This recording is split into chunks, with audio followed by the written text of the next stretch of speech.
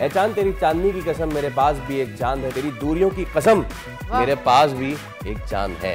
इक़्तिदार की जंग समझ लो या लीडरशिप की जंग, गंदा पर अपनी जगह पे कर रहे हैं, कुछ ना कुछ ये भी समझ जो नहीं आता। चाय अच्छी बनाता है, कॉफ़ी अच्छी बनाता है, पावर के साथ घूमता है। जो फ्लावरली आपके प्रिंट्स हैं, they actually diminish your power, they diminish your presence.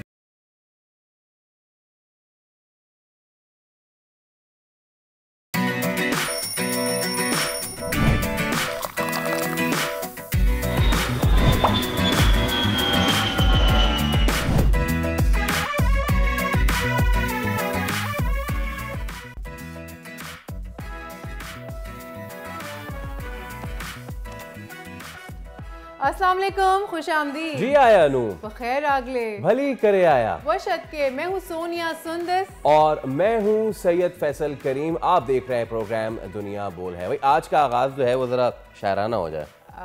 जी हो जाए, बिल्कुल चले तो फिर शायर फरमाता है कि भाई ए चांद तेरी चांदनी की कसम, ए चांद तेरी चांदनी की कसम, मेरे पास भी एक चांद है, तुझमें तो फिर भी दाग है, मेरा चांद तो बेदाग है, तेरी दूरियों की कसम, मेरे पास भी एक चांद है।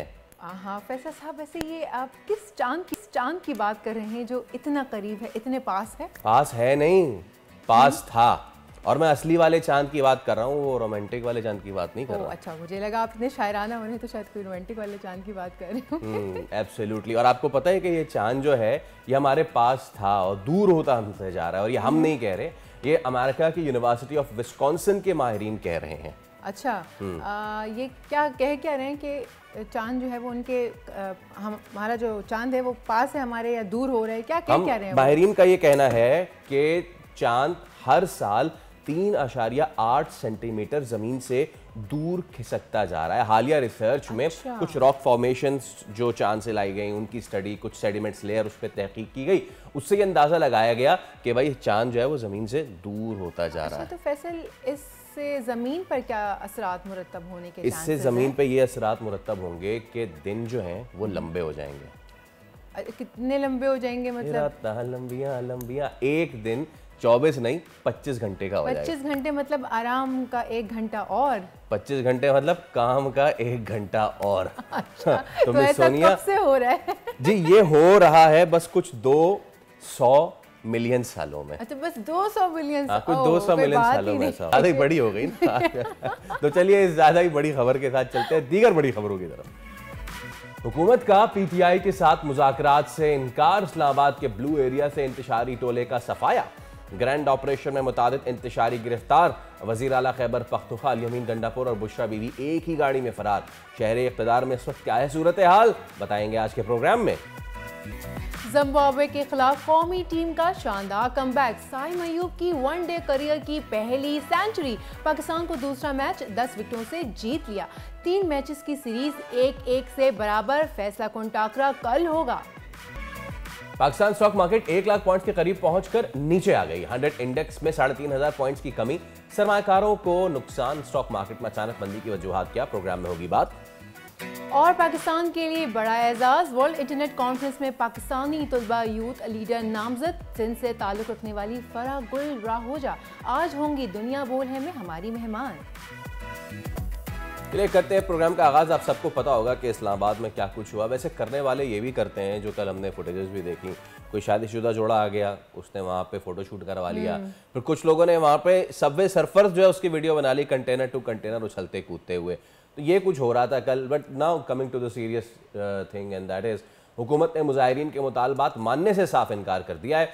कहा यह गया है कि इंतशारी टोले से कोई मुज़ाकरात नहीं होंगे। ये कहना है मोहसिन नकवी और अता तारर साहब का। और पीटीआई को वाज़े पैगाम दे दिया उन्होंने। गुज़िश्ता रात इस्लामाबाद के रेड जोन में पीटीआई मुजाहिरीन के खिलाफ ग्रैंड ऑपरेशन किया गया, जिसमें शहर इक़्तिदार को मुजाहिरीन से खाली भी करवा लिया गया।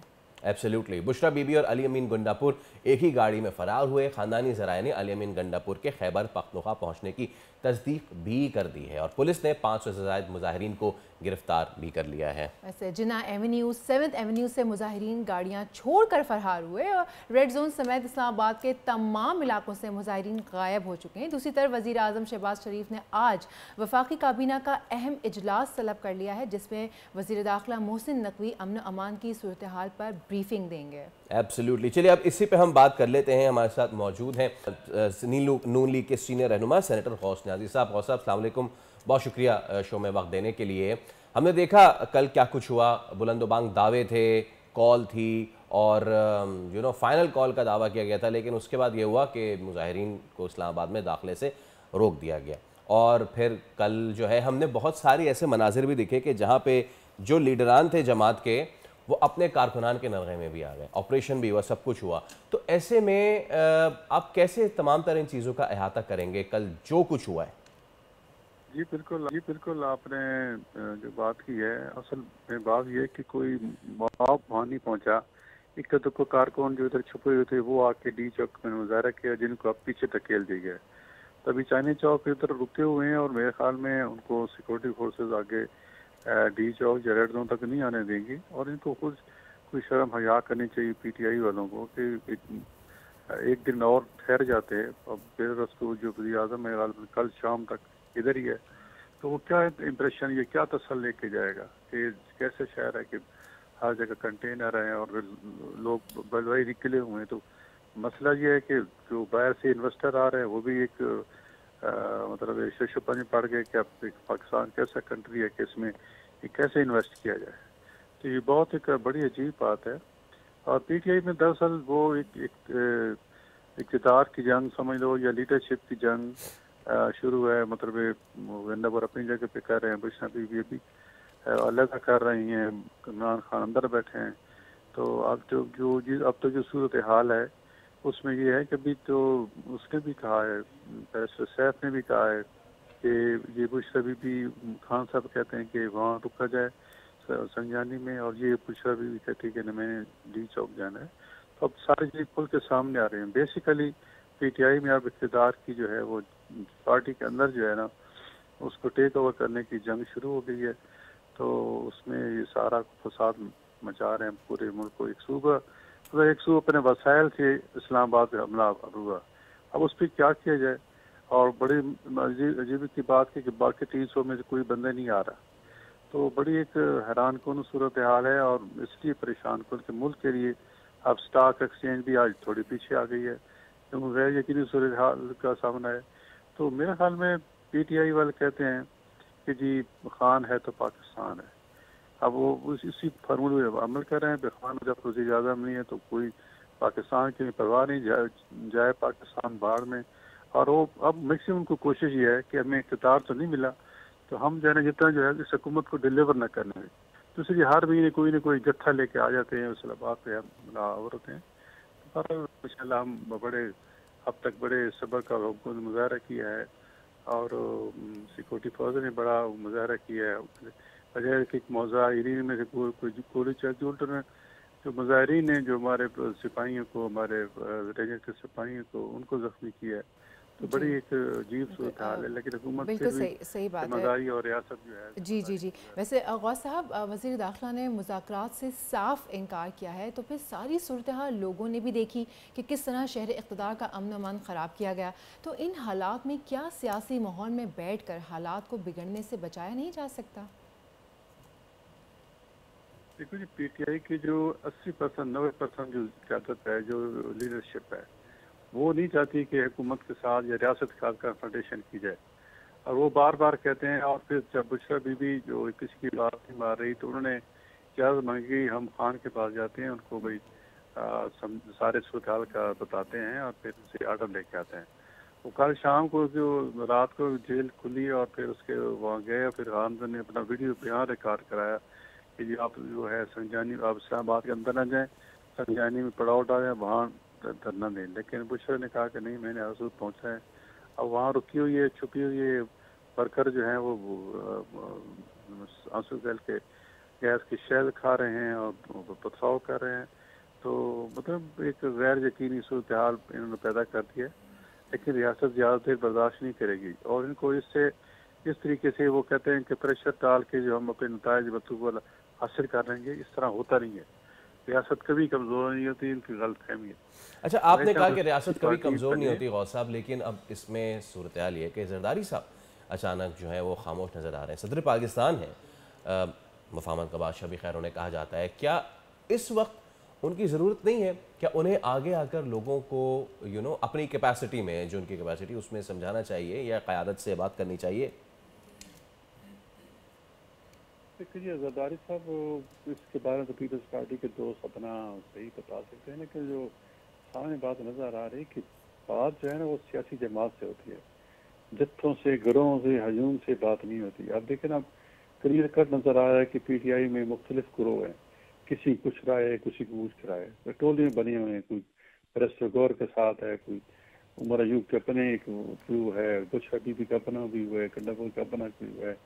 तो ये इस वजह से ये पार्टी तो है नहीं। अगर सियासी पार्टी होने का सबूत है जिम्मेदारी का, तो जरदारी साहब जरूर जाते हैं, इनको बुलाते, बल्कि उनके पास चले जाते। अब देखें ना, पीछे जब मुज़ाकरात हो रहे थे, 26वीं तरमीम थी, तो उस वक्त एक तजवीज़ आई थी पीटीआई की जो सेकंड लाइन लीडरशिप थी कि आप खुद खान साहब से मिले जाके। तो फजल रहमान साहब ने कहा था कि जी मैं तो सियासी बंदा हूँ, मुझे मिलने पे कोई इतराज़ नहीं है, लेकिन आप में से जितने बंदे बैठे हैं 5-6, मुझे कोई इस बात की ज़मानत देगा कि मैं जो बात करूँगा या जिस बात पे हमारा एग्रीमेंट हो जाएगा तो खान उस पर कायम रहेगा। तो फिर वो सारे एक दूसरे का मुंह देखने लगे, कोई गारंटी देने को तैयार नहीं था। तो बात इसीलिए कि वो भी खामोश हैं। अब ऐसे बंदे जो सियासी पार्टी एक नहीं है, हजूम में, उससे कौन बात करे?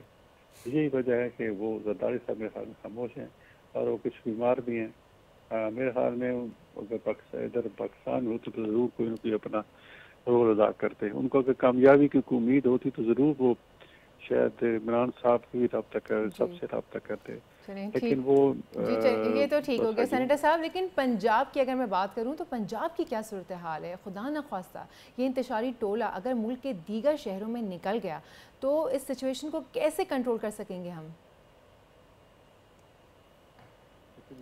तीसरा दिन है, ठीक है ना, कभी को वाक़यात हुए हैं, पूरे फैसलाबाद से कितने आपने काफिले निकले, कोई भी नहीं निकला। पंजाब के लोग वो भी मतलब जिम्मेदार सियासी हुकूमत है, कोई तशद्दुद नहीं कर रहा है। हाँ, जो पुलिस पे पथराव करते हैं तो वहाँ ज़रूर वो एक्शन लेते हैं, अदरवाइज वो कोई ऐसी अपने पंजाब में देखकर कोई जरूर जत्था नहीं निकला।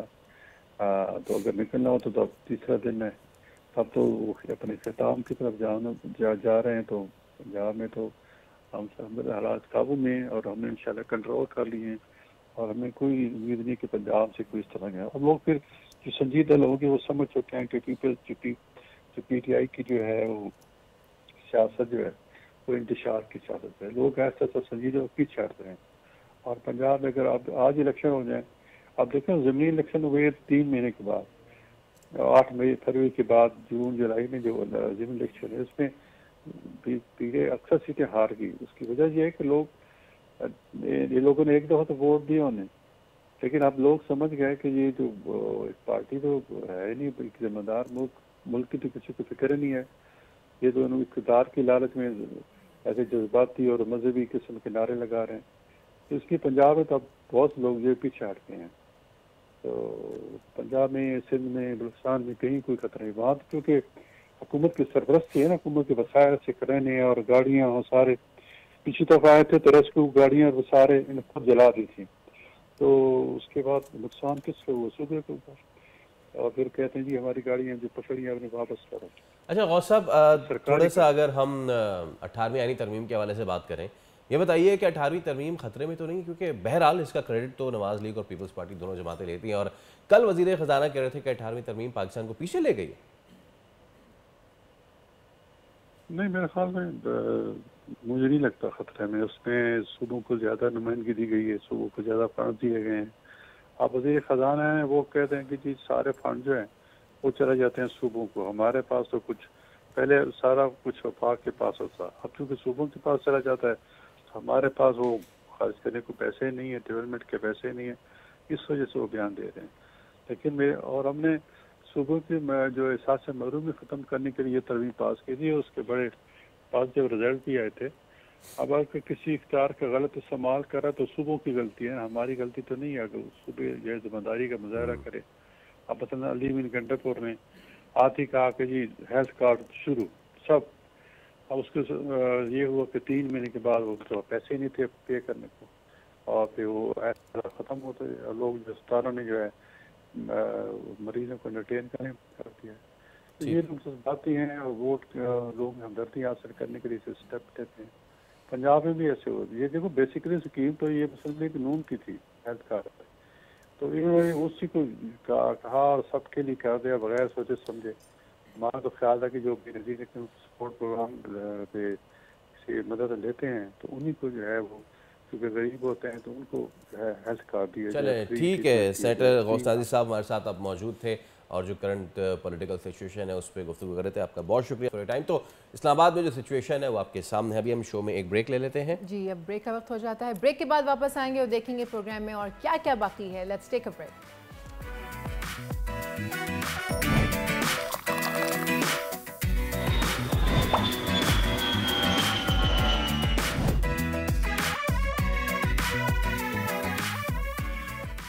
हाँ ठीक है कि हम जीत गए हैं और हमें तो पहला भी वनडे जीत लेना चाहिए था। वेलकम बैक, आप देख रहे हैं दुनिया बोल है और भाई इसमें इतनी खुश होने की बात नहीं है। हम जिम्बाब्वे को ही हरा रहे हैं ना। और अगली लाइन ये है कि अब फैसला कुन टाकरा होगा कल, जिम्बाब्वे से फैसला कुन टाकरा। हमारे साथ मौजूद है साजिद खान भाई। साजिद भाई अस्सलाम वालेकुम, बहुत शुक्रिया वक्त के लिए। तो चलिए हम जीत गए। Positives out of second match, Saim की इनिंग्स जाहिर सी बात है और अबरार की बॉलिंग। पहले तो फैसल भाई आपको, सोनिया को अस्सलाम वालेकुम, पूरी दुनिया में गोल्ड न्यूज़ देखने वालों को अस्सलाम वालेकुम। देखें सोनिया खुश है, इसका मतलब है पाकिस्तान क्रिकेट टीम ने अच्छा इनपुट डाला। और ये तो आपने अच्छी बात की फैसल भाई, सोनिया ने दोबारा इंटरेस्ट लेना शुरू कर दिया है क्रिकेट में और ये अच्छी बात है पाकिस्तान क्रिकेट टीम के लिए, पाकिस्तान की आवाम के लिए जिन्होंने क्रिकेट देखना छोड़ दी थी। और यकीनी तौर पर जिस मायूस क्रिकेट जिम्बाब्वे ने खेली, और मैंने आपसे सवाल किया था, सिकंदर रजा एक आउटस्टैंडिंग ऑलराउंडर था, एक सवाली निशान छोड़ के गया था मैं कल यकीनी तौर पर जो छक्का मारे और नेक्स्ट बॉल पे आउट हो जाए। और इस तरह की कारकर्दगी एक बहुत ही मायूसकुन कारकर्दगी थी किसी टीम के लिए भी जिसके रीढ़ की हड्डी हो, जिसने आउटस्टैंडिंग क्रिकेट खेली हो जिम्बाब्वे के लिए और सेंचुरी बनाई हो। और जिस तरह मैं समझता हूँ पाकिस्तान क्रिकेट टीम खेली थी, जिस तरह आप और हमने और सोनिया ने बात की थी, पाकिस्तान क्रिकेट ने जो पहला ओडीआई खेला था गैर मियारी टीम सेलेक्ट थी और जिस तरह 3 फास्ट बॉलर से गए थे, अब 2 फास्ट बॉलर 3 स्पिनर से। अबरार का आपने बड़ी इंपॉर्टेंट बात की, अबरार ने डेब्यू किया 2023 से कैरी करते रहे, समझ जो नहीं आता, चाय अच्छी बनाता है, कॉफ़ी अच्छी बनाता है, बाबर के साथ घूमता है, मगर पाकिस्तान से नहीं खेल रहा होता था। आज खिलाया, 4 विकेटें हासिल ली। मगर ये चीज़ मुझे बताइए फैसल सोनिया, ये हारिस रऊफ के साथ किसकी ज्यादती हो रही है? मेन स्ट्राइक बॉलर है जिसने आउटस्टैंडिंग बॉलिंग की है, उससे नया बॉल क्यों नहीं करा रहे? उस जैसा बॉलर पाकिस्तान क्रिकेट टीम में मौजूद है, स्टार फास्ट बॉलर को कॉन्फिडेंस नहीं दे रहे। दूसरी चीज़ आपने बड़ी प्यारी बात की फैसल भाई, 17 चौके 3 छक्के 53 बॉलों में मेरा शागिर साइम अयूब ने जिस तरह सेंचुरी बनाई है, अगर पाकिस्तान पहले बैटिंग तीसरी ओडीआई में करता है तो मैं समझता हूं 200 रन बना देंगे। स्कूल की टीम है, जिम्बाब्वे की टीम 14वें नंबर की टीम है। लेकिन आपने साजिद भाई बात की हारिस रऊफ और उनके साथ होने वाली जाती कि उनसे नया बॉल, ये तो आप बताइए कि उनसे नया बॉल क्यों नहीं करा रहे? ऑब्वियसली शाहीन और नसीम को नया बॉल देते हैं, हारिस को जो है वो फिर बॉलिंग पोजीशन की वन डाउन पे लेके आते, तो ट्राई नहीं कर लेना चाहिए आप हारिस को नया बॉल दे के? पेसी हैं, उनको नया बॉल देना चाहिए।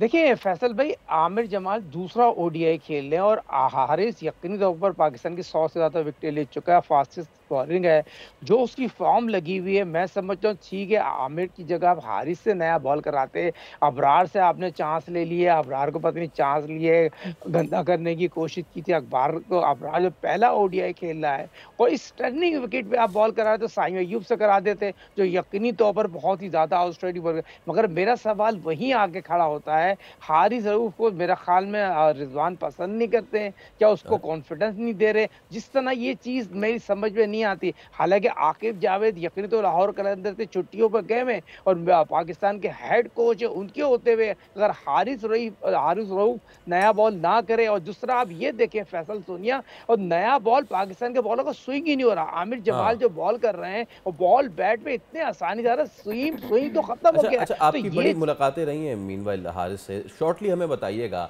हारिस खुद नया बॉल करना चाहते हैं?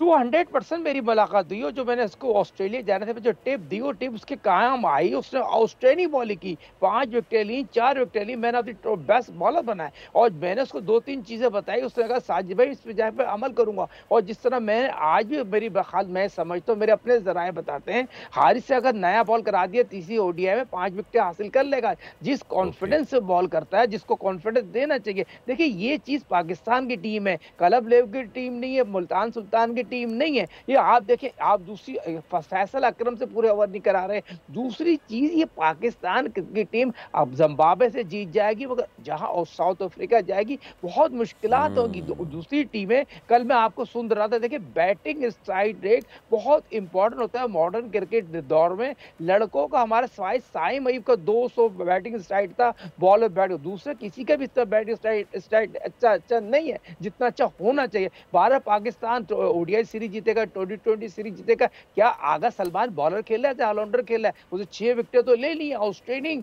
बॉलिंग की है, मगर जब उनको वाइस कप्तानी की जिम्मेदारी दे दी गई है, मगर मैं समझता हूँ उनको बैटिंग में ज्यादा बेहतर करना चाहिए। और जिस तरह के पाकिस्तान इस टर्निंग विकेटों पे आउटस्टैंडिंग बॉलिंग कर रहा है, तो मैं ही समझता हूँ पाकिस्तान को क्रिकेट उस वक्त देते, पाकिस्तान अगर नए लड़कों को पूरे के नए खिलाता है, रिजवान भी अगर रेस्ट कर ले। और दूसरी चीज फैसल भाई, ये मुझे बताइए, वो जो लड़का है कोयटा का, उसके साथ क्या जाती है? बस उसको वो खिला रहे हैं। बिल्कुल ठीक है साजिद भाई, ये आप सही कह रहे हैं, क्योंकि इंडिया ने भी जो है ना वर्ल्ड कप जीतने के बाद गालिबन जिम्बाब्वे के खिलाफ पूरी नई टीम खड़ी कर दी थी। बहुत शुक्रिया आपके वक्त का। लेट्स सी कल क्या करते हैं, लेकिन कल तो हम जीत गए, क्या कल हम जीतेंगे नहीं, तो वक्त बताएगा। अभी क्या वक्त हो रहा है? अभी वक्त हो जाता है एक ब्रेक का। ब्रेक लेंगे, वापस आएंगे, जब तक के लिए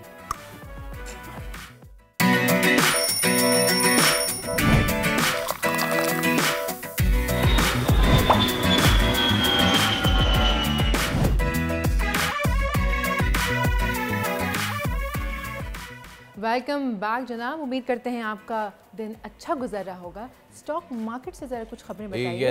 यस स्टॉक मार्केट में हमने देखा कि नियरली 1 लाख पॉइंट्स तक चली गई थी, लेकिन फिर जाने वाली थी तो वापस आई। अब उसमें सुन रहे हैं कि रिकवरी हुई है। ये तमाम तरह है, ये हुए क्यों, इसमें थोड़ा सा डिक्लाइन आया और उसकी फिर रिकवरी, इसके रीजंस हम जान लेते हैं। माहिर मईशत डॉक्टर खाकान नजीब साहब हमारे साथ मौजूद हैं। साहब गुड मॉर्निंग, अस्सलाम वालेकुम, thank you so much for your time.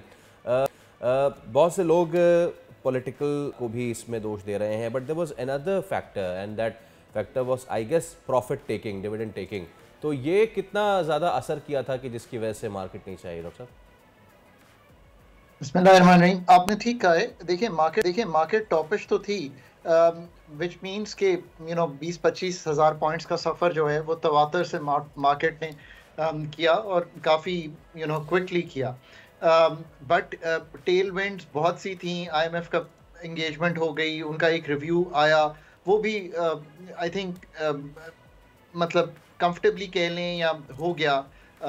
फिर उसके बाद अगर आप इंटरनेशनल फैक्टर्स देखें तो इंटरनेशनल इन्फ्लेशन नीचे आई, सारी दुनिया की मार्केट्स अच्छा ट्रेड कर रही थी, प्रॉफिटेबिलिटी कंपनीज की अच्छी है, इन्फ्लेशन होगी, प्रॉफिटेबिलिटी बेहतर है, बैंक्स की प्रॉफिटेबिलिटी बेहतर है, गवर्नमेंट को लेंड कर करके कमा रहे हैं, फर्टिलाइजर एग्रीकल्चर बेहतर हुआ, थोड़ी सी पिकअप गाड़ियों में आई।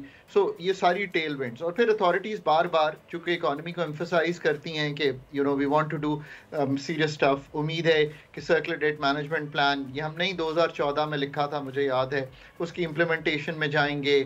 सो ये सारी चीज़ें जो हैं उन्होंने आई थिंक तकवीयत दी। These were all the tail winds. अब मार्केट जब इतनी टॉपिश थी तो markets across the world are looking for a reason to correct. जैसे आप कहेंगे कि एक सांस ले लें मार्केट्स, जो थोड़ी सी ओवरबॉट पोजीशन है वो ठीक हो जाए, इंस्टीट्यूशनल बाइंग जो आई हुई थी वो थोड़ी थम जाती है। So all I think that political backdrop जो कल का था और 2-3 दिन में वो रेज हुआ, पहले तो मार्केट ने उसको अथॉरिटीज़ की बिलीफ पे लिया कि कहीं पे रुक जाएगा, फिर वो चूँकि थोड़ा सा एस्केलेट हो गया और कल काफ़ी एस्केलेटेड लग रहा था और अनकंफर्टेबल लग रहा था for the whole country. I think that played that जैसे कहेंगे उसने उसको इम्पिटस प्रोवाइड किया, वो जो करेक्शन थी तो वो करेक्शन हो गई, आपने 3.5% के करीब की एक करेक्शन देख ली, and it was in terms of points the highest ever correction in one day. So इससे इमेजिन कीजिए कि कितनी टॉपिश थी मार्केट और कितनी करेक्शन आया वहाँ पे। जो बहुत बड़ा टेल विंड है और आज फिर मार्केट ने करेक्ट किया है वो ये है कि कंटिन्यूटी रहेगी, सर्कमस्टांसेस कंफर्टेबल रहेंगे, सर्टेनिटी रहेगी, चीज़ें चलती रहेंगी, मैक्रो स्टेबिलिटी फंड के साथ रहेगी। ये सारी प्री सपोजिशंस है मार्केट की जिस पे मार्केट बेस करती है जब वो चलती है। और दो चीज़ें जो बहुत इंपॉर्टेंट है आर द फॉलोइंग।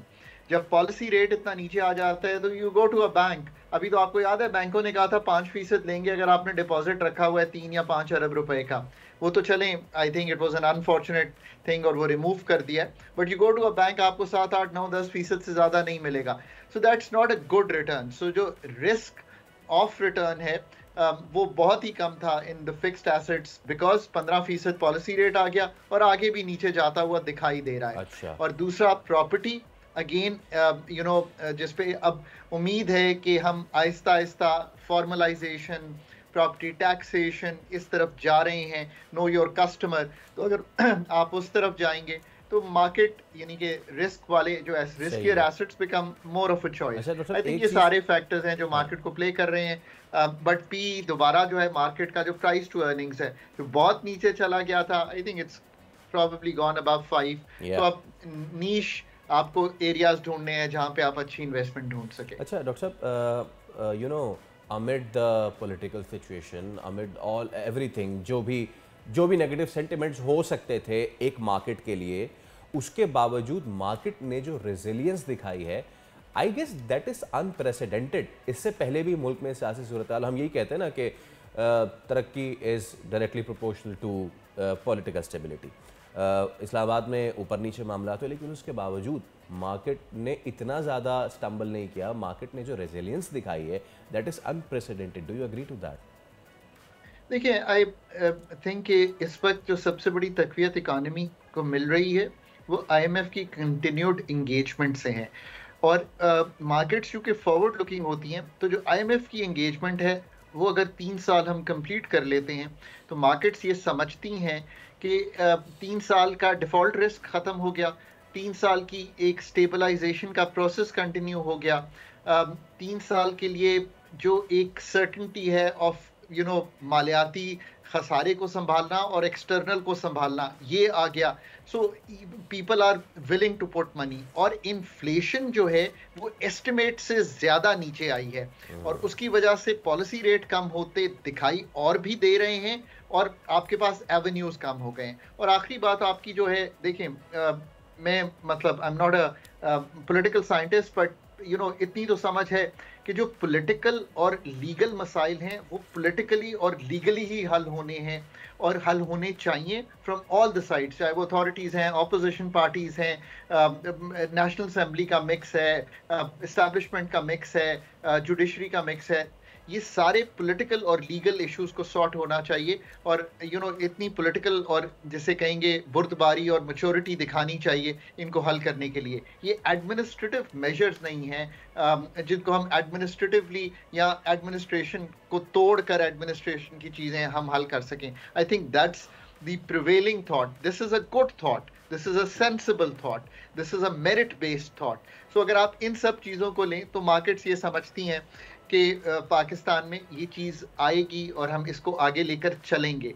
और दूसरी बात ये भी याद रखिए, चाहे वो बेलारूस हो, सऊदी इंटरेस्ट हो पाकिस्तान में, चाइना के साथ बहुत सी चीज़ें होनी हैं, ये सब काम भी at least you know maybe at a snail's pace पर हो रहे हैं। पर आखिर में मैं हमेशा इस सारी गुफ्तगू के एक बहुत ही इंपॉर्टेंट बात करता होता हूँ। यू नो मैं प्रोपोनेंट हूँ, चूँकि मैंने 13-16 का IMF का प्रोग्राम पाकिस्तान के लिए सपोर्ट किया था, चलाया था। देखिए, IMF का जो प्रोग्राम है उसने आपको एक वक्त और एक स्पेस बाय कर दी है। इसका कतई तौर पे ये मतलब नहीं है कि इस एंगेजमेंट से एनर्जी सेक्टर रीऑर्गेनाइज हो जाएगा। इसका कतई तौर पे मतलब नहीं है कि जो आपकी ग्रोथ यानी कि जब भी 5-6% ग्रो करते हैं तो इकॉनमी नोज डाइव कर जाती है कि वो मसला हल हो जाएगा। इसका कतई तौर पे ये मतलब नहीं है कि PIA बिक जाएगी या डिस्कोस बिक जाएंगे या प्राइवेट सेक्टर पार्टिसिपेशन जो है वो बढ़ जाएगी। इसका कतई तौर पे ये मतलब नहीं है कि पाकिस्तान का जो एग्रीकल्चर है, जो पाकिस्तान का रिटेल है, जो पाकिस्तान का रियल एस्टेट है, जो पाकिस्तान की ब्रॉडनिंग ऑफ टैक्सेशन है, ये खुद ही हो जाएगी। अगर ये मैं 4 चीज़ें आपके सामने रखूं और फिर कहूं कि पाकिस्तान को ये काम करने की स्पेस मिल गई है, वक्त मिल गया है, अगर ये काम नहीं करेंगे तो जो स्टेबलाइजेशन का प्रोसेस है वो मैंने अपनी ज़िंदगी में 2013, 2019 और अब 2024 तीसरी मर्तबा देखा है। रिजर्व्स तीसरी मर्तबा राइज किए हैं, करंट अकाउंट तीसरी मर्तबा संभला है, इन्फ्लेशन तीसरी मर्तबा नीचे आई है। Every time the common denominator was के फंड की एंगेजमेंट थी। सो याद रखिए, पर ये स्ट्रक्चरल काम जब तक नहीं होंगे, और स्ट्रक्चरल ज़्यादा मतलब मैं कोई टेक्निकल नहीं होना चाहता, ये फंडामेंटल काम है ना। सबको मालूम है कि डिस्कोर्स ब्लीडिंग है, सबको मालूम है ब्रॉडनिंग ऑफ टैक्सेशन नहीं है। अगर ये काम करने हैं आपने, तो आप IMF को भी 3 साल बाद कंफर्टेबली शायद खुदा हाफिज कह पाएंगे और जॉब क्रिएशन में जाके पॉवर्टी रिड्यूस करेंगे। अब ये है असल टेस्ट, वरना तो पिछले 5-6 साल में तीसरी मर्तबा वहीं पे एग्जैक्टली खड़े हुए हैं जहां फंड के प्रोग्राम के साथ खड़े हैं। In short, you mean कि we have to capitalize on the situation. Thank you so much, doctor Khaqan Nazir sahab, हमारे साथ आप और माशी सूरत हाल के हवाले से बात कर रहे थे। आई होप कि माशी सूरत हाल भी बेहतर हो जाएगी इन फ्यूचर, यहाँ पे और हालात जो हैं वो बेहतर हो जाएंगे। अब वक्त हो जाता है एक ब्रेक का वक्त हो जाता है। ब्रेक लेते हैं, ब्रेक के बाद वापस आते हैं।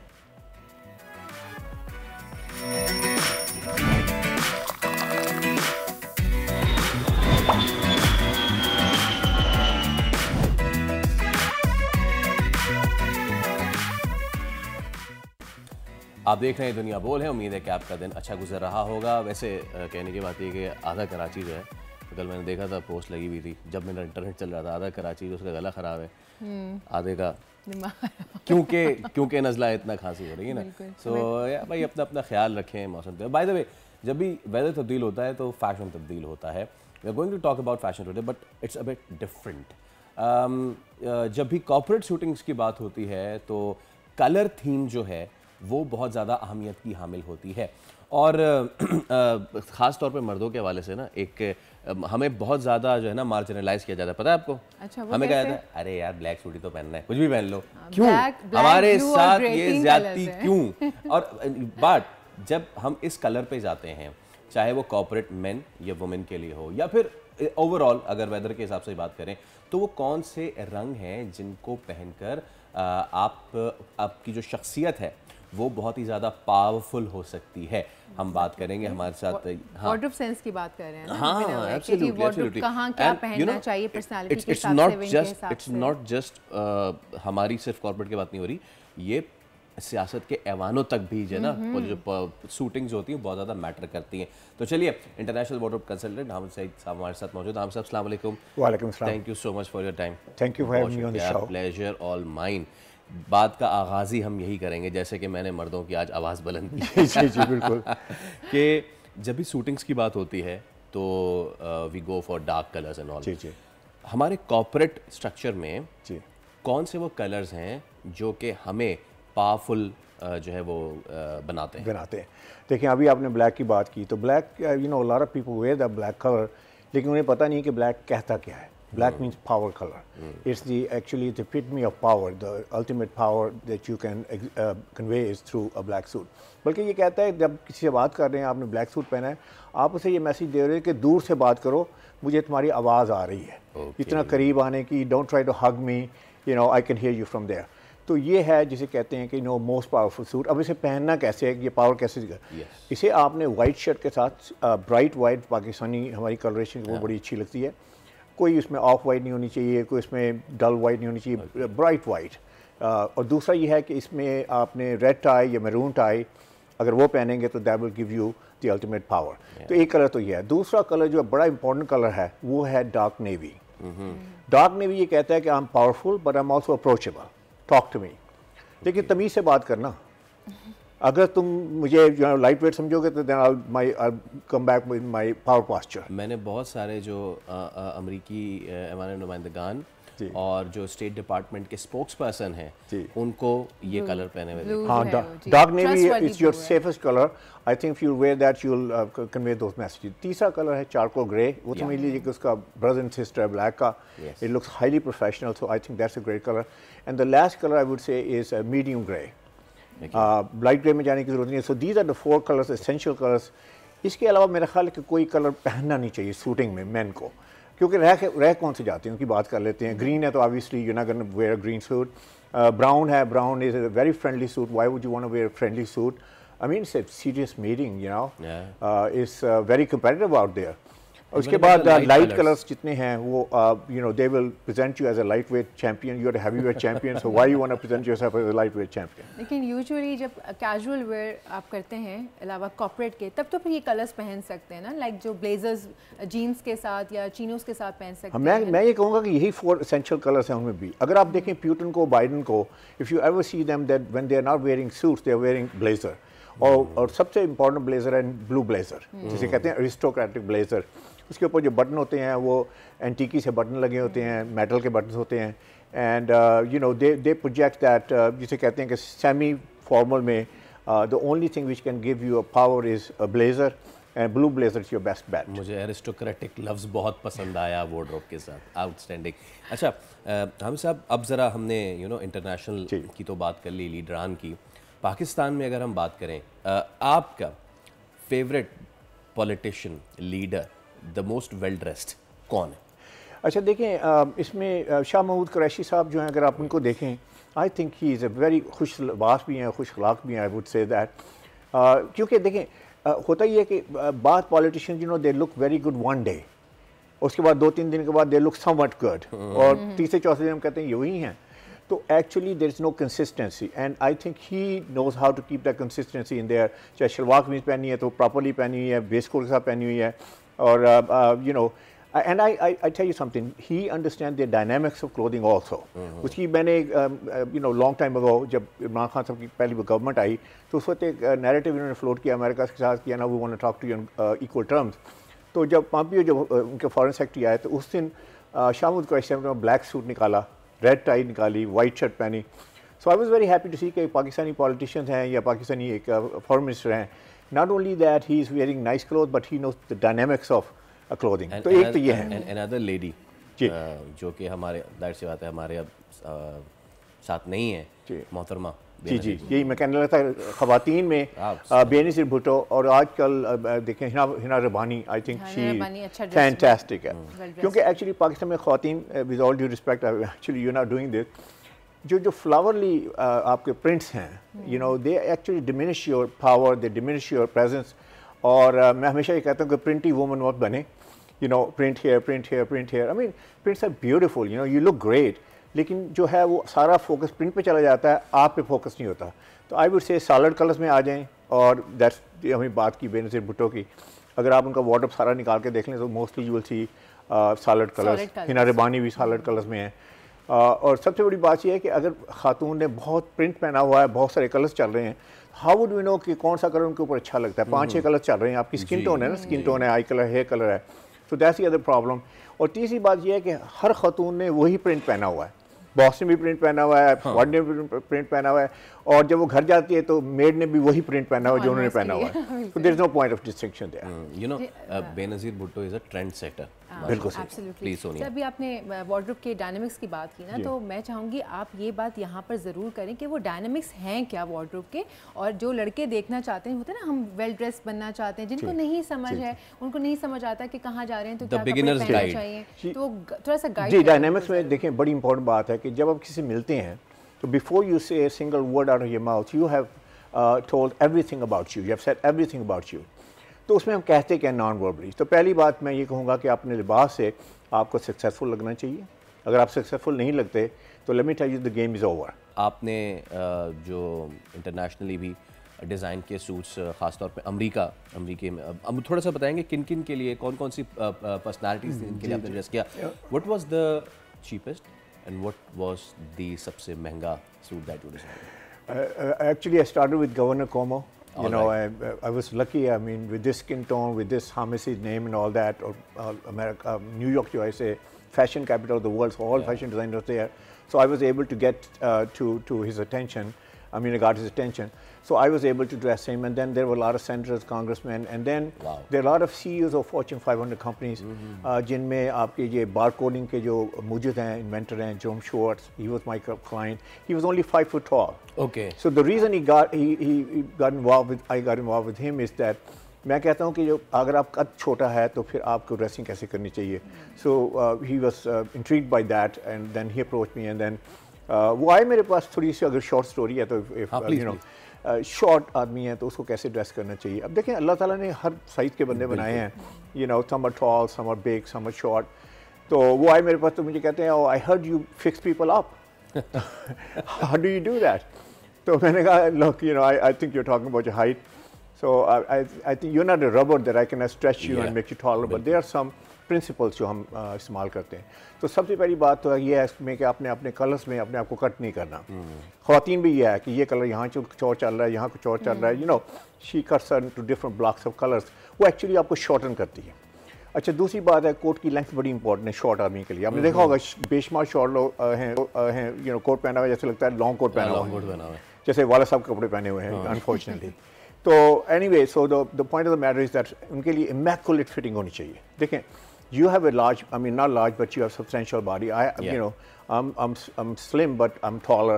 तो जो short बंदा होता है ना, उसमें you know any imperfection is pronounced. Tall or big में अगर collar या sleeve है, I mean something is like it's not really you know out there, तो उसमें पता नहीं चलता। लेकिन short के लिए दूसरी बात है, short को powerful कैसे बनाना है। तो इसमें साइंस ये है कि देखिए ये फ्रेम है, इसमें हम बात करते हैं। अगर इस फ्रेम को हम स्ट्रॉन्ग कर देंगे तो obviously you know will become strong। तो उसमें यह है कि immaculate जो है आपके शोल्डर हों, स्ट्रॉन्ग शोल्डर हों, स्ट्रॉन्ग आपके कॉलर हो, इसके साथ फिर अगेन वाइट कॉलर और रेड टाई या maroon tie and black, I think that will give you power. So he was very impressed. So I had my good run there, mashallah. Outstanding. And so now I'm here in Pakistan. I'm trying to serve Pakistanis, you know, how to dress and all that. और आपने जो pointers बताए, they are very important. और हम बहुत से लोग हम देखते हैं कि ग्रे पहन लेते हैं और एंड ऑल दैट, कलर्स बहुत अच्छे लगते होंगे, but when it comes to the power of the personality, आपकी शख्सियत की ताकत की अगर बात की जाए तो कुछ कलर्स हैं जो कि आपको मज़ीद ताकतवर बनाते हैं। बहुत हाँ, कलर्स के साथ साथ इवेंट किस नौयत का है, आप कहाँ जा रहे हैं, वो बड़ा इंपॉर्टेंट है, ओकेजन क्या है। और सबसे देखिए, सबसे बड़ी बात यह है कि आप सोचें कि आपने क्या मैसेज देना है अपने अटायर से, क्योंकि यू हैव नो अदर। आप जाके कहने से मैं बड़ा कामयाब बंदा हूँ, मैं बड़ा कॉन्फिडेंट बंदा हूँ, मैं बड़ा ट्रस्टवर्दी बंदा हूँ, फिर ट्रस्ट करें। If you say that you will look very you know very light weight. तो आपने कहना भी सब कुछ है और जो है बोलना भी नहीं है। तो the only option you have is through your attire. आप उससे मैसेज दें कि आप कामयाब हैं, आप कॉन्फिडेंट हैं, आप ट्रस्टवर्दी, क्रेडिबल हैं। और सबसे बड़ी बात यह है कि आप जो हैं वो अप्रोचेबल भी हैं, people can talk to you. So these are the messages you need to give through your attire, through your personality, through your persona. Absolutely. तो जनाब, अगर आप ये समझते थे कि सिर्फ आपका लब कुशाई से first impression is the last impression हो जाता है, तो नहीं, उससे पहले आपकी शूटिंग आती है। Thank you so much, it was a pleasure having you. तो जनाब, आपने देखा कि अगर आपने अपने आप को पावरफुल पर्सनैलिटी शो करना है तो आपने पहनना क्या क्या है, कौन कौन से कलर्स पहनने हैं। बिल्कुल ऐसे ही है। और अब हम ब्रेक लेते हैं, फिर वापस आते हैं। Let's take a break.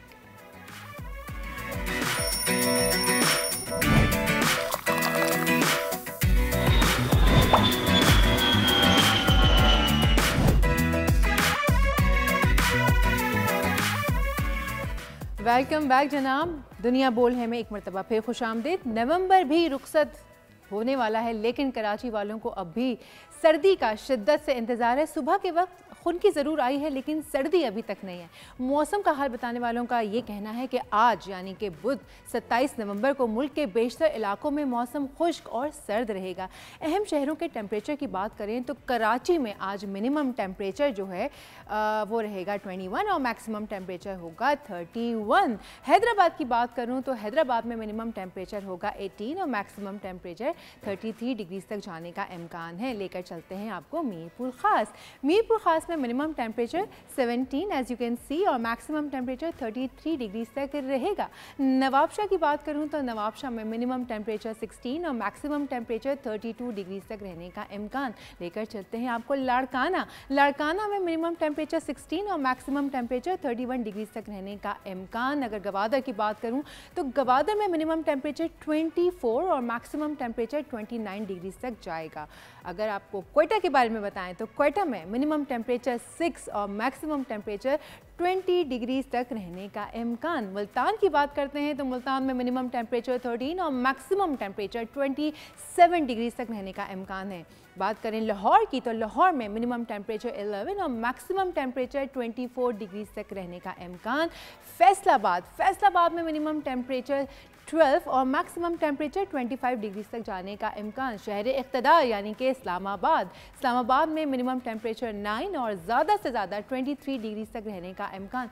पड़ोस में लिए चलते हैं आपको मरी के जानिब, तो मरी में बादलों के साथ साथ मिनिमम टेम्परेचर 6 और मैक्सिमम टेम्परेचर 23 डिग्री तक रहने का इम्कान। पेशावर की बात करें तो पेशावर में मिनिमम टेम्परेचर 8 और मैक्सिमम टेम्परेचर 23 डिग्री तक रहने का इम्कान। मुजफ्फराबाद में मिनिमम टेम्परेचर 8 होगा यानी कि 8 और मैक्सिमम ज़्यादा से ज़्यादा 24 डिग्री तक रहने का इम्कान है। लेकर चलते हैं आपको स्कर्दू में मिनिमम टेम्परेचर जो है वो है -3 और मैक्सिमम टेम्परेचर जो है वो 4। मुझे तो सुन के ही सर्दी लगनी शुरू हो गई है। अब ये थी आज की वेदर अपडेट्स। चलते हैं प्रोग्राम के बकिया हिस्से के जानिब। Faisal, over to you.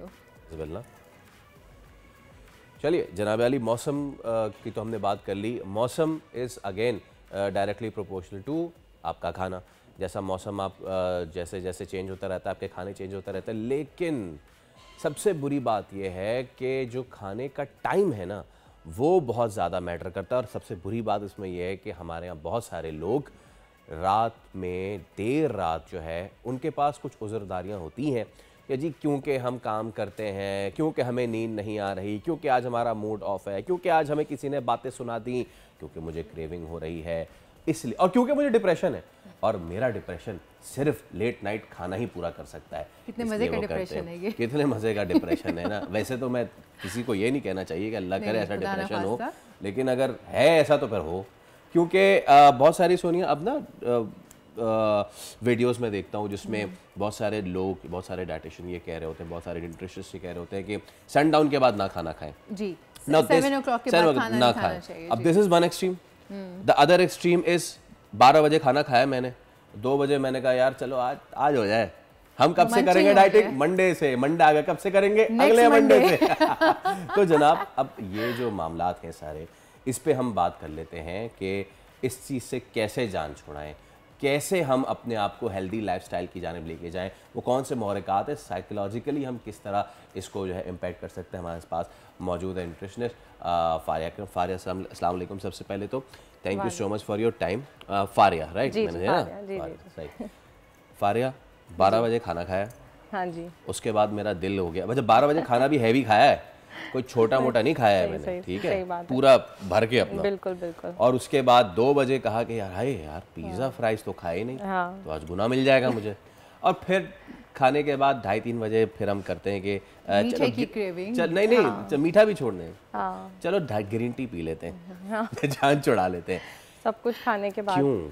अच्छा, सबसे पहले तो देखें, मैं ये बोलूँगी कि आपने टॉपिक बहुत अच्छा चूज़ किया है। ये इतना अच्छा टॉपिक है कि आजकल जो है वो हर कोई इस चीज़ में इन्वॉल्व्ड है, छोटा बड़ा बच्चा बूढ़ा जवान सब इन्वॉल्व हैं। अच्छा, इसका मैं देखें इस टॉपिक पे बहुत बार बात हो चुकी है, but we need to understand the side effects and causes of it, कि हमें इससे होगा क्या। अब ये तो सारी चीज़ हो गई कि ठीक है भाई रात को भूख लग रही है और जो है वो वाइफ्स भी हस्बैंड्स को भेज रही हैं कि मेरे लिए ये ला दें, बच्चे भी फादर से फरमाइशें कर रहे हैं या उनसे। और फिर घर में ना हमारा सबसे बड़ा जो एक अलमिया है वो ये है कि होममेड फूड का जो रूटीन था, जो एक हमारा रिचुअल बना हुआ था, वो ख़त्म हो चुका है, ख़त्म बिल्कुल।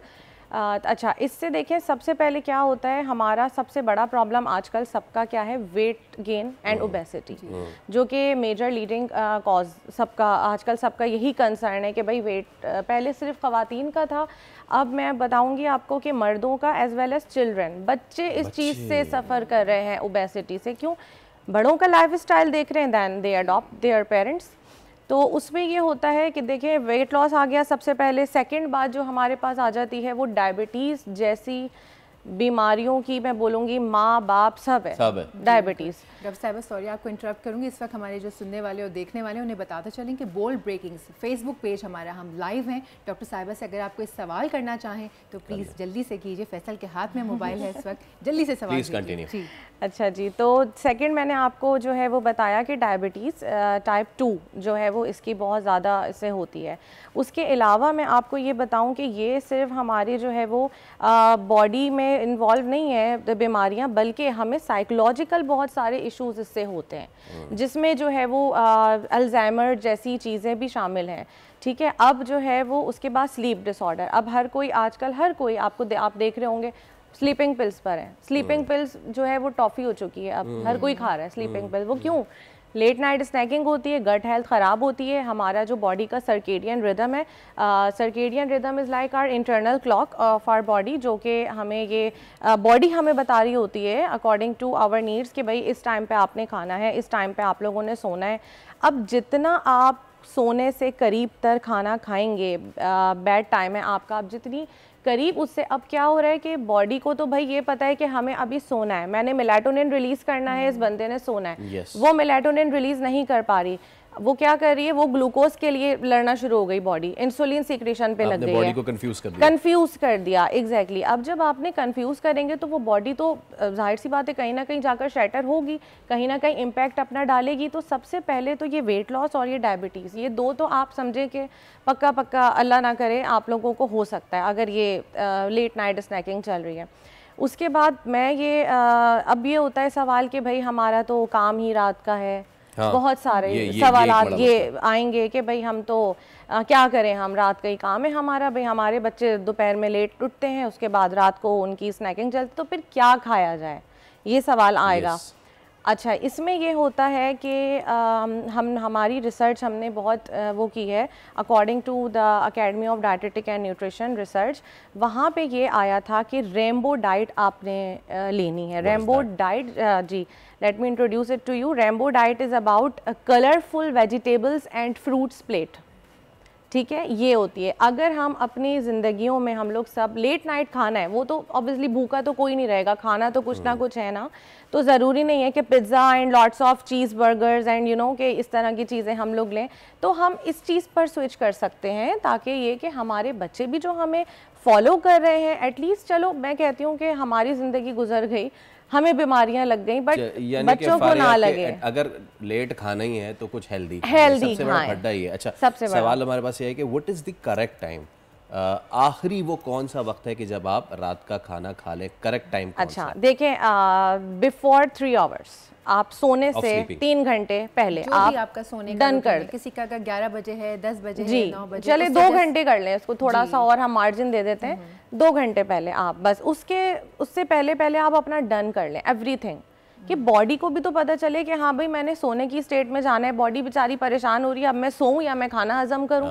उससे क्या हो रहा है, गट हेल्थ ख़राब हो रही है, गट ख़राब हो रहा है। अब गट जो है वो वही बात है कि हमारी बॉडी में हर चीज़ एक दूसरे से लिंक है, वो इतना इजीली नहीं हो सकता कि एक चीज़ पे चलो फ़र्क पड़ रहा है बाकी नहीं, ये हर चीज़ को ख़राब कर रही है। न्यूट्रिशन हमारा बेसिक यूनिट ऑफ लाइफ है हमारी बॉडी का, जिसको हम लोग इतना सीरियस नहीं ले रहे होते हैं। मैं हैरान होती हूँ कि ऐसे कैसे अवेयरनेस नहीं है। आजकल माशाल्लाह सब कुछ है, और चलें आप लोग न्यूट्रिशनिस्ट से भी ना पूछें, इतने प्लेटफॉर्म्स हैं। आपने तीसरी मरतबा गट हेल्थ की बात की, this is an absolute different topic, कि गट को हेल्दी बनाएंगे तो आप हेल्दी बनेंगे। एग्जैक्टली, जरूर हम दोबारा लाजमी करेंगे। बिल्कुल। एक सवाल और भी है कि फाइनली किसी ने पूछ लिया एक्सरसाइज का, तो कुछ लोग हैं जो एक्सरसाइज कर रहे हैं, खाने के कितने देर बाद?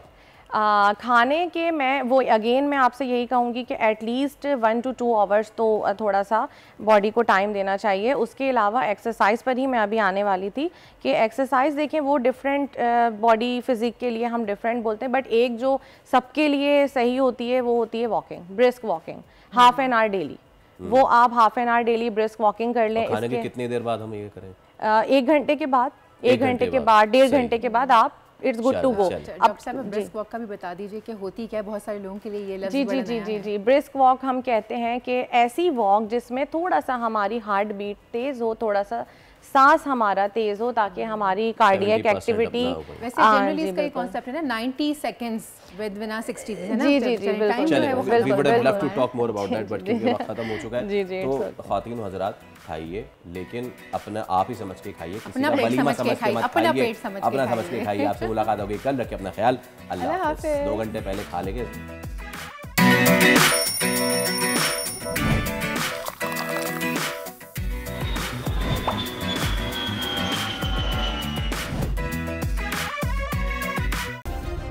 सब्सक्राइब करें और बेल दबाएं ताकि कोई खबर रह न जाए।